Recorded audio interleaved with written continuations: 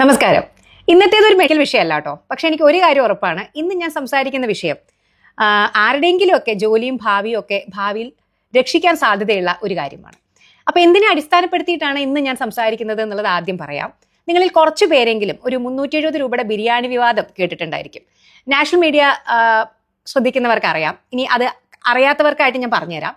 പ്രണീത് മോറെ എന്ന് പറയുന്ന ഒരു സ്റ്റാൻഡപ്പ് കൊമേഡിയൻ. ഇപ്പോൾ നമ്മുടെ നാട്ടിലാണ് ഈ സ്റ്റാൻഡപ്പ് കോമഡി അത്ര പോപ്പുലർ അല്ലാത്തത്. കുറച്ച് നോർത്തിലൊക്കെ ഈ സ്റ്റാൻഡപ്പ് കൊമേഡിയൻസ് അവരിങ്ങനെ ഓൺ ദ സ്പോട്ട് തമാശ പറയുന്ന അങ്ങനെയുള്ള ഷോസ് ഒക്കെ നടത്തുന്ന കുറേ ആളുകളുണ്ട്. അപ്പോൾ പ്രണീത് മോറെ എന്ന് പറയുന്ന ഒരാൾ അങ്ങനെ ഒരു കൊമേഡിയനാണ്. അപ്പോൾ അദ്ദേഹത്തിന്റെ ഒരു ഷോയിൽ വെച്ചിട്ട് രണ്ട് ചെറുപ്പക്കാർ, ഒരു ചെറുപ്പക്കാരനും ഒരു ചെറുപ്പക്കാരിയും, ഇത് ഒരുമിച്ച് സംഭവിച്ചതല്ല, വേറെ ഡിഫറെന്റ് സംഭവങ്ങളാണ്. ഈ രണ്ട് ചെറുപ്പക്കാർ ഡിഫറെന്റ് സമയങ്ങളിൽ പറഞ്ഞ ചില കാര്യങ്ങൾ ഇപ്പോൾ വളരെയധികം വിവാദമാവുകയും വളരെയധികം വിമർശനങ്ങൾക്ക് വിധേയമാവുകയും ചെയ്തു. അതിൽ ആ ചെറുപ്പക്കാരൻ എന്ന് പറഞ്ഞു കഴിഞ്ഞാൽ ഒരു 25-30 ഇയേഴ്സിന്റെ ഉള്ളിലുള്ള ഒരു പയ്യനാണ്, ജോലിയുള്ള ഒരു പയ്യനാണ്.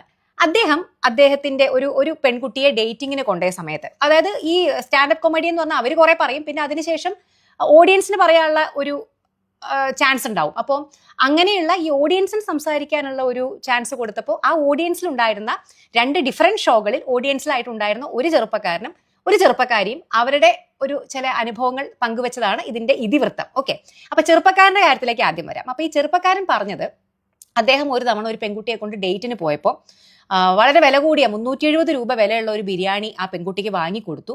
അപ്പോൾ ആ 370 രൂപയുടെ ബിരിയാണി വാങ്ങിക്കൊടുത്തതിന്റെ പുറകിലുള്ള ഉദ്ദേശം എന്ന് പറയുന്നത് അത് മുതലാക്കണം, വസൂലാക്കണം എന്നുള്ളതായിരുന്നു. അപ്പോൾ വസൂലാക്കുക പറയുമ്പോൾ നിങ്ങൾക്ക് ഉദ്ദേശിക്കാമല്ലോ എങ്ങനെയാണ് ഒരു ഡേറ്റിങ്ങിന് പോയിട്ട് 370 രൂപയുടെ ബിരിയാണി വാങ്ങിക്കൊടുത്തിട്ട് അത് വസൂലാക്കുക എന്നുള്ളത്.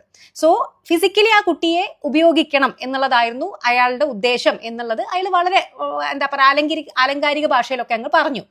അപ്പോൾ പക്ഷെ ഏറ്റവും തമാശ, അത് കേട്ട് ഈ പ്രണീത് മോറെ അടക്കമുള്ള അവിടെ സന്നിഹിതരായിട്ടുള്ള ചെറുപ്പക്കാരും പ്രണീത് മോറെ അടക്കം ആ സ്റ്റാൻഡപ്പ് കൊമേഡിയൻ അടക്കം ഇത് വളരെയധികം ആസ്വദിച്ച് ചിരിക്കുകയും അതിനെ വളരെ നന്നായിട്ട് പ്രോത്സാഹിപ്പിക്കുകയും കൈയടിച്ച് ചിരിച്ച് പ്രോത്സാഹിപ്പിക്കുകയും ചെയ്തു. അപ്പോൾ അത് ഒന്നാമത്തെ. അപ്പോൾ അയാൾ പറയുന്നുണ്ട്, ഞാൻ ഇപ്പോൾ നമ്മുടെ നാട്ടിലൊക്കെ ചില സ്പോട്ടുകൾ ഉണ്ടാവുമല്ലോ, ചില പാർക്കുകൾ, അപ്പോൾ അവിടെ ആളുകളില്ലാത്ത അല്ലെങ്കിൽ അങ്ങനെയുള്ള സ്പേസുകൾ അവിടെ കൊണ്ടുപോയിട്ട് ഫിസിക്കലി എന്തെങ്കിലുമൊക്കെ കാര്യങ്ങൾ, ഇന്റിമേറ്റ് ആയിട്ടുള്ള കാര്യങ്ങൾ ചെയ്യാനൊക്കെ ആളുകൾ മിസ്യൂസ് ചെയ്യുന്ന സ്ഥലങ്ങൾ. അപ്പോൾ ഇതിൽ അദ്ദേഹം പറയുന്നുണ്ട്, ആ കുട്ടിയെ ഞാൻ അങ്ങോട്ട് അങ്ങനെയുള്ള സ്ഥലത്തേക്ക് കൊണ്ടുപോകാൻ ആ കുട്ടി വിസമ്മതിച്ചിട്ട് ഞാൻ നിർബന്ധിച്ചു. അപ്പോൾ ചുരുക്കി പറഞ്ഞു കഴിഞ്ഞാൽ ഒരു 370 രൂപയുടെ ബിരിയാണി വാങ്ങിക്കൊടുത്തിട്ട് ഒരു പെൺകുട്ടിയിൽ നിന്ന് അയാൾ എക്സ്പെക്ട് ചെയ്യുന്നത് അയാൾക്ക് ഫിസിക്കൽ ആയിട്ടുള്ള ബെനിഫിറ്റ്സ് ആണ്. ഓക്കെ, അതിൽ ആ പെൺകുട്ടിയുടെ കൺസെന്റിനോ അല്ലെങ്കിൽ ആ പെൺകുട്ടിയുടെ ആത്മാഭിമാനത്തിനൊന്നും യാതൊരു വിലയുമില്ല. ഈ ഒരു 370 രൂപ എന്ന് പറയുന്ന ഒരു സംഭവം, ആ ബിരിയാണിയുടെ വിലയാണ്, അയാൾ ഉദ്ദേശിക്കുന്ന വിലയാണ് ആ പെൺകുട്ടിയെ ഫിസിക്കലി എക്സ്പ്ലോയിറ്റ് ചെയ്യുക എന്നുള്ളത്.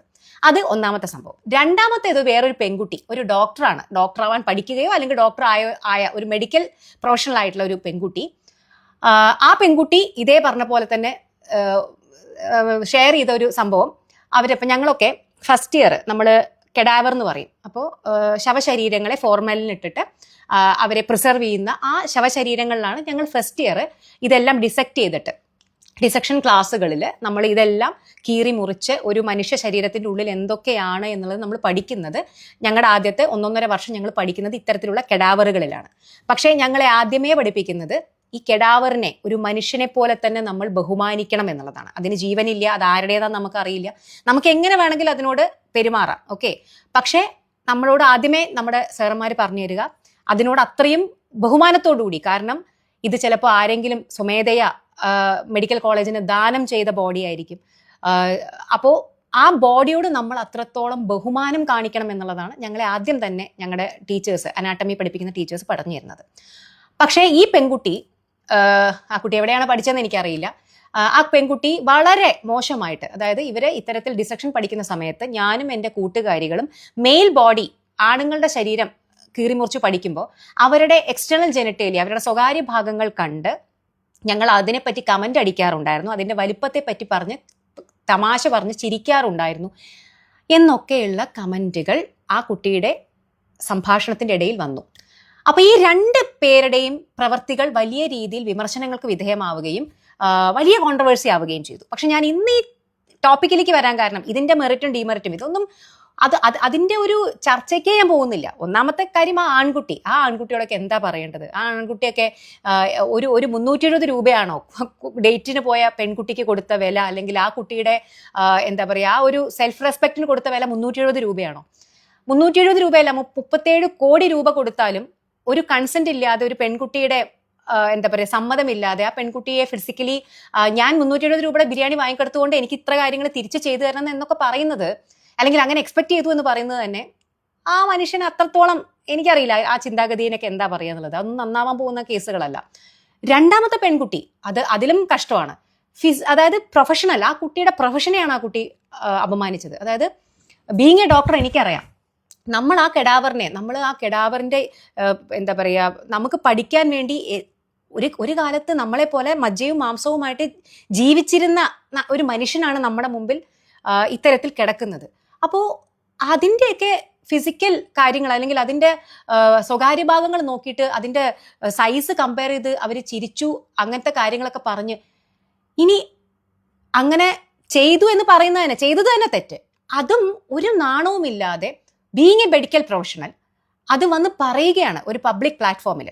ഓക്കെ, അത് ഒരു ഡോക്ടറാവാൻ പഠിക്കുന്ന കുട്ടിയാവാം, നഴ്സാവാൻ പഠിക്കുന്ന കുട്ടിയാവാം, അതായത് മെഡിക്കൽ ഫീൽഡിൽ ഇത്തരത്തിൽ കെടാവർ വെച്ച് പഠിക്കുന്ന ഏത് കോഴ്സിൽ പഠിച്ച കുട്ടിയാവാം, ആരാണെങ്കിലും അവനവൻ ചെയ്യുന്ന, അല്ലെങ്കിൽ അവനവന്റെ പഠനത്തോടും അവനവൻ ചെയ്യുന്ന ജോലിയോടും ചെയ്ത ഏറ്റവും വലിയ എന്താ പറയുക പ്രൊഫഷണൽ എത്തിക്സ് ഒട്ടുമില്ലാതെ ചെയ്ത ഒരു പ്രവൃത്തിയാണ്. ഒരിക്കലും നമ്മൾ അത് അങ്ങനെ ഒരു പ്രൊഫഷണൽ കാര്യം, അല്ലെങ്കിൽ ഇത്രയും നമ്മൾ ഇങ്ങനെ ഒരു തെറ്റ് ചെയ്തു എന്നുള്ളത് ഒരു കുറ്റബോധവും ഇല്ലാതെ പബ്ലിക്കലി വന്നിട്ട് ഇങ്ങനെ പറയരുത്.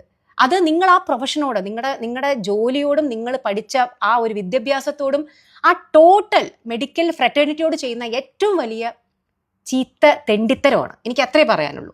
അപ്പൊ ഈ രണ്ട് പ്രവൃത്തികളും, അത് ആണായാലും പെണ്ണായാലും ഇവർ ചെയ്തത് രണ്ടുപേരും വളരെ മോശം കാര്യങ്ങളാണ് ചെയ്തത്. പക്ഷേ നമ്മുടെ പോയിന്റ് ഓഫ് ഡിസ്കഷൻ അതല്ല. അതിനുശേഷം സംഭവിച്ചൊരു കാര്യമാണ് ഈ പറയുന്ന, ഇത് വിവാദമായതിനു ശേഷം ആ ആൺകുട്ടിക്ക് ജോലി പോയി. ഇന്നലെയോ അവരുടെ ആ ആൺകുട്ടി നല്ലൊരു സ്ഥലത്താണ് ജോലി ചെയ്തിരുന്നത്. അപ്പൊ അയാളുടെ ബോസ് ഒരു വീഡിയോ ഇട്ടിട്ടുണ്ട്. കാരണം ഇത് വലിയ ഡിസ്കഷനായി. അപ്പോൾ ആ ജോലി, അവരുടെ കമ്പനിക്ക് ധാരാളം മെയിലുകൾ അതായത് കേരളം എന്ന് പറയുന്നത് ഇന്ത്യയിൽ നിന്ന് നാനാഭാഗത്ത് നിന്ന് എത്രയോ പെൺകുട്ടികൾ ധാരാളം മെയിലുകൾ അയച്ചു. അതായത് നിങ്ങളുടെ ഇങ്ങനെ ഒരു എംപ്ലോയി ഇത്തരത്തിൽ മോശമായിട്ട് നാഷണൽ മീഡിയയിൽ അല്ലെങ്കിൽ ഇങ്ങനെ പബ്ലിക്കായിട്ട് പറഞ്ഞിട്ടുണ്ട്. സോ ഒരു കാരണവശാലും അയാളെ അവിടെ ജോലിയിൽ വെക്കാൻ പാടില്ല എന്ന് പറഞ്ഞിട്ട്. സോ ഇവരെ ഒരു ഇന്റേണൽ, ആ ബോസ് പറഞ്ഞ കാര്യമാണ്, ഒരു ഇന്റേണൽ എൻക്വയറി ഒക്കെ വെച്ചു. ഇയാൾ ജോലി സ്ഥലത്ത് എങ്ങനെയാണ്? അപ്പോൾ അവർക്ക് കിട്ടിയ റിപ്പോർട്ട് ഇയാൾ ജോലി സ്ഥലത്ത് പെർഫെക്റ്റ് ആണ്, നന്നായി ജോലി ചെയ്യുന്നു, കറക്റ്റ് സമയത്ത് വരുന്നു പോകുന്നു, ആരോടും ഒരു പെൺകുട്ടികൾക്കും ഒരു കംപ്ലൈന്റും ഇല്ല, ആരോടും മിസ്ബിഹേവ് ചെയ്തിട്ടില്ല, ഒരു പ്രോബ്ലം പോലും അയാളെ പറ്റിയിട്ട് ജോലി സ്ഥലത്തില്ല.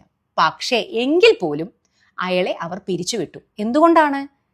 അപ്പൊ അതാണ് നമ്മുടെ ഡിസ്കഷൻ പോയിന്റ്. ഓക്കെ, പലരും വിചാരിക്കുന്നത് നമ്മൾ ജോലി സ്ഥലത്ത് എല്ലാം പെർഫെക്റ്റ് ആയി ചെയ്തു കഴിഞ്ഞാൽ നമ്മുടെ ജോലി സേഫാന്നാണ്. അല്ല, അതൊക്കെ 15-20 വർഷം മുമ്പ്. ഇപ്പൊ സോഷ്യൽ മീഡിയ, നിങ്ങൾ പബ്ലിക് ഐയിലാണ്, നിങ്ങൾ പബ്ലിക്കിന്റെ കൺവെട്ടത്താണ്. നിങ്ങൾ സോഷ്യൽ മീഡിയ ഉപയോഗിക്കുന്ന ഒരാളാണെങ്കിൽ, അല്ലെങ്കിൽ നിങ്ങൾ ഇങ്ങനെ ഒരു പബ്ലിക്കായിട്ട് വന്നിട്ട്, ഇപ്പൊ ഇയാളുടെ സോഷ്യൽ മീഡിയ വഴി പോലും അല്ല ഈ ആൺകുട്ടിയുടെയും പെൺകുട്ടിയുടെയും കാര്യങ്ങൾ വന്നത്. ഇവര് എവിടെയോ പോയിട്ട് ഒരു സ്റ്റാൻഡപ്പ് കോമഡി ഷോന് അവർ പോയിട്ട് ഇരുന്നു. യാദൃശികമായിട്ട് അവർക്ക് നീച്ച് സംസാരിക്കാനുള്ള ഒരു അവസരം കിട്ടി. അവിടെ അവർ പറഞ്ഞ കാര്യമാണ് ഇന്നിപ്പോ ഇന്ത്യ മുഴുവൻ ഡിസ്കസ് ചെയ്തുകൊണ്ടിരിക്കുന്നത്. ഓക്കെ, അതിന്റെ ഫലമായിട്ട് അതിൽ ഒരാൾക്ക് ജോലി ഇപ്പോൾ ഓൾറെഡി പോയി. എത്ര കഷ്ടപ്പെട്ട് പഠിച്ചിട്ടായിരിക്കും ആ ജോലി കിട്ടിയിട്ടുണ്ടാവുക? അയാൾ ആ ജോലി സ്ഥലത്ത് ഒരു തെറ്റും ചെയ്തിട്ടുമില്ല എന്ന് അവർ പറയുന്നു. എന്നിട്ടും പബ്ലിക് ഇൻട്രസ്റ്റിന്റെ പുറത്ത്, അതായത് ഇത്രത്തോളം മോശമായ ഒരു കമന്റ് സ്ത്രീത്വത്തെ പറ്റി അല്ലെങ്കിൽ സ്ത്രീകളുടെ ആത്മാഭിമാനത്തെ പറ്റി ഇട്ട ഒരാളെ ഒരു കാരണവശാലും അത് ആ കമ്പനിക്ക് മോശമാവും എന്നുള്ളത് കൊണ്ട് അവർക്ക് they were forced to remove him. So ഇനി ആ പെൺകുട്ടിയുടെ അവസ്ഥ, ആ പെൺകുട്ടിയുടെ ഡോക്ടർ ആവാൻ ചിലപ്പോൾ ഏതെങ്കിലും ആശുപത്രിയിലായിരിക്കും ജോലി ചെയ്യുന്നുണ്ടാവുക. ഇതേ കാര്യം തന്നെ അവിടെ സംഭവിക്കും. ഈ പെൺകുട്ടിക്ക് എഗെയിൻസ്റ്റും ഇത്തരത്തിൽ മെയിലുകൾ പോവും. ചിലപ്പോൾ ആ പെൺകുട്ടിക്കും ജോലി നഷ്ടപ്പെട്ടു എന്ന് വന്നേക്കാം. സോ ഞാൻ പറയാൻ ഉദ്ദേശിക്കുന്ന കാര്യം നമ്മുടെ ചെറുപ്പക്കാരോട് മാത്രമല്ല, നമ്മുടെ എല്ലാവരോടുമാണ്. നിങ്ങളുടെ ജോലി സ്ഥലത്ത് എത്ര മാന്യന്മാരായിട്ടും കാര്യമൊന്നുമില്ല. നിങ്ങളുടെ സോഷ്യൽ മീഡിയ ആക്ടിവിറ്റീസ്, അല്ലെങ്കിൽ നമ്മൾ പുറത്ത് ചെയ്യുന്നത് ആരും അറിയുന്നില്ല, അല്ലെങ്കിൽ ആരും കാണുന്നില്ല. അത് എൻ്റെ പ്രൈവറ്റ് ലൈഫ്, പേഴ്സണൽ. ഇപ്പം അങ്ങനത്തെ ഒരു പ്രിവസിയും ഇല്ല, അങ്ങനെ ഒരു പേഴ്സണൽ ലൈഫും ഇല്ല. ഓക്കെ, നിങ്ങൾ ചെയ്യുന്നത് ഇപ്പം നിങ്ങളുടെ സോഷ്യൽ മീഡിയ തന്നെ ഉപയോഗിക്കണം എന്നില്ല. ഒരു CCTV നിങ്ങൾ ചെയ്യുന്ന ഒരു തെറ്റായ പ്രവൃത്തി പിടിച്ചാലും മതി, അത് ചിലപ്പോൾ വൈറലായേക്കാം, അത് ലോകം മുഴുവൻ അറിഞ്ഞേക്കാം. അപ്പം അതുകൊണ്ട് നമ്മൾ എല്ലായിടത്തും ആ ഒരു പ്രൊഫഷണൽ എത്തിക്സ് അല്ലെങ്കിൽ നമ്മുടേതായിട്ടുള്ള ഒരു എന്താ പറയുക സിവിക് സെൻസ് എന്ന് പറയും. ഓക്കെ, നമ്മൾ ഈ പറയുന്ന നമ്മുടെ ജോലി സ്ഥലത്ത് എത്ര നന്നായിട്ടും കാര്യമില്ല, നമ്മൾ പുറത്ത് എത്രത്തോളം അഭിനയിച്ചിട്ടും കാര്യമില്ല. നമ്മുടെ സിനിമ ഡയലോഗ് പറയുന്ന ഉള്ളിലുള്ള ഫ്രോഡുകൾ ഇടയ്ക്കെങ്കിലും പുറത്തു വരും അല്ലേ. ആ ഫ്രോഡുകൾ പുറത്തു വരുന്ന ഇത്തരത്തിലുള്ള സന്ദർഭങ്ങളിൽ യാദൃശികമായിട്ടാണെങ്കിലും ഇത് ചിലപ്പോൾ നിങ്ങൾ പിടിക്കപ്പെട്ടേക്കാം. അത് നിങ്ങളുടെ ജോലിയെ, നിങ്ങളുടെ ഭാവിയെ ഒന്ന് ആലോചിച്ച് നോക്കിയോ. ഈ ചെറുപ്പക്കാരനും ചെറുപ്പക്കാരിയും ഇനി എത്ര കാലം മനുഷ്യരുടെ മനസ്സിൽ നിന്ന് ഇനി ഇയാളുടെ ജോലി പോയി വേറെ സ്ഥലത്ത് ഇനി അയാൾ ജോലിക്ക് കയറി അവിടെയും ഈ പറയുന്ന ഒരു ബ്ലാക്ക് മാർക്ക്, ഈ ഒരു കളങ്കം അവരെ വിടാതെ പിന്തുടരും കുറെ കാലം. ഇനി ചിലപ്പോൾ അവർ വന്ന് പരസ്യമായിട്ട് മാപ്പ് പറഞ്ഞേക്കാം. ഇതൊക്കെ ഇനി പറഞ്ഞല്ലോ, സോഷ്യൽ മീഡിയയിൽ വൺസ് നമുക്ക് അങ്ങനെ ഒരു തെറ്റുപറ്റി നിങ്ങൾ ഒരു നെഗറ്റീവ് സെൻസിൽ വൈറലായി കഴിഞ്ഞാൽ പിന്നെ ആ ഒരു കളങ്കം മായണം എന്നുണ്ടെങ്കിൽ എനിക്കറിയില്ല, ഇതെവിടെ എപ്പോഴും ഉണ്ടാവും. ഈ സോഷ്യൽ മീഡിയ ഒരു എന്താ പറയുക, ഒരിക്കലും അത് തേച്ചുമാച്ച് കളയാൻ നമുക്ക് പറ്റില്ല. നമ്മളെ പറ്റിയിട്ടുള്ള കാര്യം അത് ഫോർ എവർ അവിടെ തന്നെ ഉണ്ടായിരിക്കും. സോ നിങ്ങൾ ശ്രദ്ധിക്കുക. ഇത് എല്ലാവരോടും കൂടി ഞാൻ പറയുകയാണ്. നമ്മുടെ ഭാവി, നമ്മുടെ ജോലി, ഇതെല്ലാം ഇന്ന് ഈ പറയുന്ന നമ്മൾ എങ്ങനെ പെരുമാറുന്നു, നമ്മൾ എങ്ങനെ അത് എവിടെന്നെങ്കിലും ഒരു ക്യാമറ കണ്ണിൽ അത് പതിഞ്ഞിട്ടുണ്ടെങ്കിൽ നിങ്ങളൊരു തെറ്റായ പ്രവൃത്തി, നിങ്ങളുടെ ഒരു തെറ്റായ വാക്ക്, അത് ഇത്തരത്തിൽ എപ്പോഴാണ് ലോകം മുഴുവൻ അറിയാൻ നമുക്ക് പറയാൻ പറ്റില്ല. So be very careful. ഞാനിത് പറയുന്നത് ഇത് കാണുന്ന ഓരോരുത്തർക്കുമാണ്. ഇത് ശരിയാണെന്ന് തോന്നുന്നുണ്ടെങ്കിൽ നിങ്ങളിത് എല്ലാവരിലേക്കും ഒന്ന് എത്തിക്കുക. കാരണം ലോകം ഇന്ന് നമ്മളെല്ലാവരും ഇന്നിങ്ങനെ ഒരു CCTV എന്താ പറയുക സർവൈലൻസിലാണ്. സോ മര്യാദയ്ക്കൊക്കെ ജീവിച്ചാൽ, മര്യാദയ്ക്കൊക്കെ ചിന്തിക്കുകയും പ്രവർത്തിക്കുകയൊക്കെ ചെയ്താൽ, ആരും ഉപദ്രവിക്കാതെ എല്ലാവരെയും ഒക്കെ റെസ്പെക്ട് ചെയ്തിട്ട്, ഇത് അഭിനയിക്കാനല്ല, ഇതൊക്കെ നമ്മുടെ ജീവിതത്തിന്റെ ഭാഗമാക്കിയിട്ട് വേണം നമ്മൾ ചെയ്യാൻ. അല്ലാതെ നിങ്ങൾ അങ്ങനെയൊക്കെ ഇല്ലാത്ത കാര്യം ഇങ്ങനെയൊക്കെ പറയുന്നത് എങ്ങനെ നമുക്ക് ന്യായീകരിക്കാൻ പറ്റും?